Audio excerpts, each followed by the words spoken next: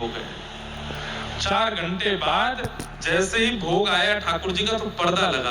पर्दा लगने पर तब उनकी आंखें ऐसे हुई और अपनी आंखें मीड़ने लगे, आंसू आ गए थे, पूरा यहाँ कुर्ता नीचे गीला हो गया था। बोले ये हुआ क्या मुझे?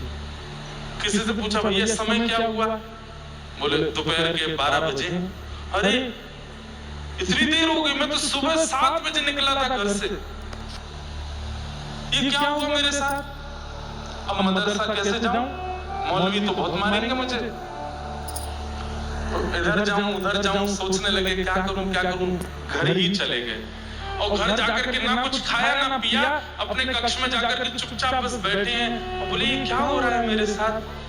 ये क्या दिखा था मुझे? इतना अच्छा क्यों लग रहा था? और मुझे इच्छा क्यों हो रही है दोबारा उनको देखने की? मेरा मन क्यों हो रहा है कि मैं दोबारा जाऊं, फिर से देखूं उनको?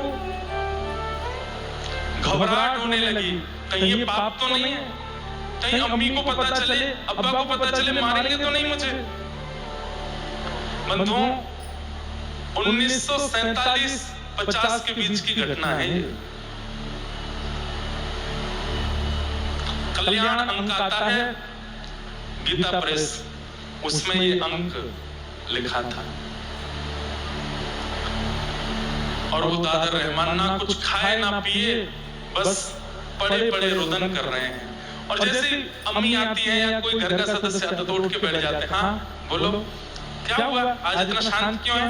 नहीं कुछ नहीं, थोड़ा ऐसी गर्मी लगी ना तो थोड़ा घबराहट हो रही है। नींबू पानी पिएगा? हाँ पी लूंगा।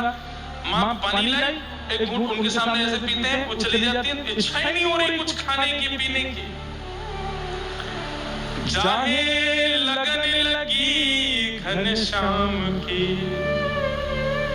बहुत सुंदर पद है। ठाकुर जी की लगन जिसको लग जाती, बंधुओं यहाँ सुनने तो आप लोग आते हैं, पर अगर भूल से भी अगर ठाकुर जी ने पकड़ लिए ना तो किसी काम के रह नहीं पाओगे। इसलिए ठाकुर जी ने खुली छूट दे रखी है कि भाई तुम लोग भजन साधन करके मुझे पकड़ लो, मैं अगर पकड़ूंगा तो फिर रोना नहीं बाद में, क्योंकि फिर किसी काम के रह नहीं पाओगे। बहुत सुंदर पद है। दादर रहमान को पता नहीं चल रहा है कि और बात भी तो नहीं कर सकते किसी से, किससे जाके कहूं, किसको बताऊं अपनी मन की वेदना? जिससे कहूंगा वही मुझे मारेगा। ये क्या कर रहा है तू? लेकिन किया तो मैंने कुछ भी नहीं है, मैं तो बस जा रहा था, देख लिया। अब मैं कैसे रुक गया, कितनी देर देखने लगा, इसमें मेरा क्या दोष है? अपने आप से ही बातें कर रहे हैं। रात भर सोए नहीं, तभी समय हुआ सुबह का। पक्षी आदि सब बोलने लगे, सब नहाने धोने जाने लगे। आप भी बड़े उत्सुक होकर के तैयार हो गए और मन में सोचते हुए जा रहे हैं, नहीं दादर कुछ गड़बड़ हो जाएगा, वहां से नहीं जाना है, अपने वाले मार्ग से ही चलते हैं। और बस जा रहे हैं उस रास्ते से जहां रोज मदरसे जिस रास्ते से जाते थे, पर जैसे उस रास्ते पर गए, आज भीड़ भी नहीं है, लेकिन रुक गए। नहीं, अपने आप को समझा रहे, मैं रुकूंगा नहीं, बिल्कुल नहीं रुकूंगा, वहां पे गलत है ना, अपराध है, पाप है, लेकिन एक बार देख लूंगा बस। शायद हो सकता है एक बार देखने से जो घबराहट हो रही है, बेचैनी हो रही है, वो नहीं होगी। मदरसा ही तो पहुंचना है, चल लौट के चलते हैं ना वहीं से। वही भाव उचित है।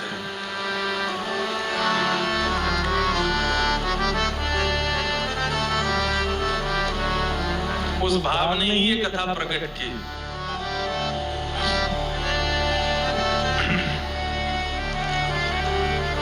आप दोबारा लौट करके उस रास्ते से जा रहे हैं और बस देखते जा रहे हैं कहाँ है वो मंदिर, कहाँ है। तभी वो द्वार दिख गया। घबराहट भी हो रही है, डर भी रहे हैं, पर इच्छा भी हो रही है कि एक बार तो देख लूं। और बस धीमे धीमे गए, मंदिर के बिल्कुल सामने खड़े हो गए। खुद से फिर पूछ रहे हैं, दादर देख ले, देखना है कि नहीं देखना? नहीं देखना, सीधे चलते हैं, आगे बढ़ते हैं। एक बार देख लेते, फिर पीछे आते हैं, नहीं देखना, चलते हैं, फिर चले, एक झलक देख लेते हैं, थोड़ा थोड़ा मुड़ते हैं। एक बार आंख खोल के देखना है, फिर बंद करके सीधे चलना, मदरसे जाना है। हम मुसलमान हैं, हमको अपने भगवान को भजना है, ये सब नहीं करना है। एक बार देख लेते हैं। और जैसी नजर करके देखा, आंख खोली, फिर से देखते रह गए, वहीं स्थिर रह गए और सामने खड़े खड़े रोने लगे। और रोते रोते रोते रोते स्थिति हो गई कि अब बोलने लगे, मुझे मत पकड़िए आप, ये क्या कर रहे हैं मेरे साथ, मैं आप वाला नहीं हूँ, मैं आपका नहीं हूँ, मेरे दूसरे हैं, आप क्यों मुझे रोक लेते हैं यहाँ पर। तो मानो भीतर से ठाकुर जी कह रहे हैं, अच्छा ठीक है तो चला जा, मन नहीं हो रहा जाने का, क्या करूं, मैं तो जानता ही नहीं आपको, आपके यहाँ क्या परंपरा, क्या विधि विधान, मुझे कुछ नहीं पता, मुझे क्यों पकड़ रहे हो, क्यों रोक रहे हो। ठाकुर जी बोले, तुमको अच्छा लगे, तुमको भागे हो है। अब यहाँ प्रश्न आता है, दादर के जीवन में ना तो नाम है, ना संकीर्तन है, ना कथा है, ना यज्ञ है, ना तप है, ना अनुष्ठान है, ना ही वो हिंदू कुल में जन्मा है, फिर क्यों उस पर कृपा हो रही है। यहाँ हम कर करके परेशान होते जा रहे हैं, हम पर फिर भी कृपा नहीं हो रही, क्यों। उसका स्वभाव अच्छा है। दादा रहमान के जीवन चरित्र में बताया कि वो स्वभाव से अच्छा है।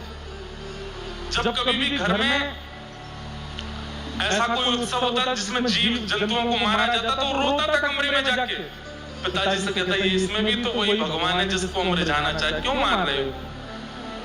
ऐसे स्वभाव में कभी किसी को दीनहीन देखता था तो अपने अब्बा जान के पास जाके, इसको कुछ दे दो ना, अम्मी इसके लिए रोटी बना दो ना। उसका स्वभाव बहुत मधुर था, बहुत बहुत, जैसे भोंदू की कथा सुनी है आप सब लोगों ने, वो भोंदू ही था, सरल ही है। क्या समझ में आई बात, कई बार साधन भगवत प्राप्ति नहीं कराता, स्वभाव भगवत प्राप्ति कराता है। अधिकतर देखा जाता है हम भक्त साधन से तो हो जाते हैं पर स्वभाव से नहीं बन पाते। कथा में आने वाले लोगों में भी प्रतिस्पर्धा होती है, कथा में आने वाले लोगों में भी दुनिया भर के दोष भरे पड़े रहते हैं। सरल चित्त, सीधा चित्त जिनका होता है ना, उनको ठाकुर जी मिलते हैं। और मैं तो ऐसा भी मानता हूं, जैसे किसी का आपको स्वभाव लगा बहुत सीधा है, बहुत सरल है, बिल्कुल सामान्य है, ये अंतिम जन्म है उसका। अच्छा एक बात, थोड़ा मेरा एनालाइज है, मैंने थोड़ा सा एनालाइज किया है, ध्यान से सुनना। कोई व्यक्ति जिसका स्वभाव बड़ा चंट है, बहुत चतुर है, बहुत जल्दी जल्दी, और जो है जरा सी देर में परिस्थिति को परख लेता है, जरा सी देर में कैसे यहाँ से पैसे निकालने हैं, कैसे यहाँ ये करना है, ये बहुत जल्दी जल्दी, मतलब बहुत चतुर है। समझो ये उसका पहला जन्म है, पहली बार आई है उसकी जीवात्मा, तो अपने सारे पैतरने लगा रही है दुनिया में, इसको कैसे अपनाना है, इसको कैसे पकड़ना है, इससे कैसे पैसे निकालने हैं, यहाँ से कैसे निकल के भागना है, इससे कैसे करना है, सब कुछ। एक जन्म के बाद फिर दूसरा जन्म आता है तो थोड़ी चतुराई घट जाती है, फिर तीसरा जन्म आता है थोड़ी और चतुराई घट जाती है, चौथा जन्म आता है थोड़ी और, करते करते करते वो आत्मा एक्सपीरियंस हो गई है और उसको पता चल जाता है कि यहाँ चतुर बनने से कोई फायदा नहीं है, अंततः लकड़ी पर जलना ही है।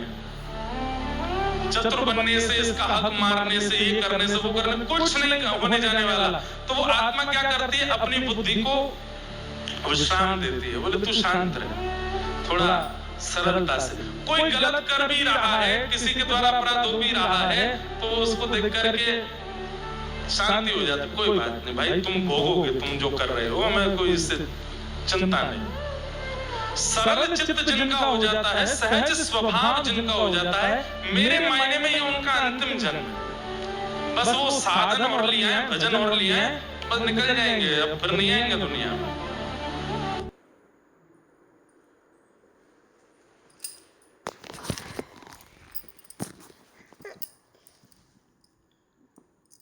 तू जिन लेसो हो जो ना कहे